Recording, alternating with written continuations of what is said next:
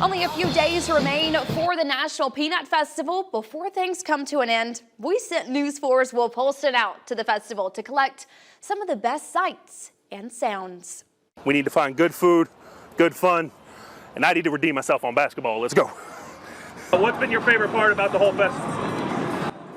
Probably seeing kids having fun and having fun myself. Going on the Ferris wheel. And I'm really looking most forward to all the rides. Take one, redemption shot, one take, here it is, bang! Oh, so short. All right.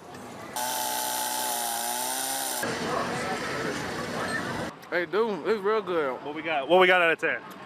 10, come get it. 10 out of 10. Turkey legs, come on, right now, right now. Take 13.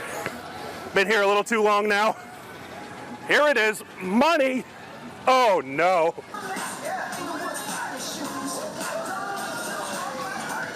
When you get ready to ride Surf City, you excited? Yes. You think you're gonna be screaming quite a bit? Maybe. My man Jamar here with Gabby's Kitchen hit me up with a jumbo chicken kebab. Heard it's marinated in some barbecue sauce. We're gonna get a live taste test. Here we go.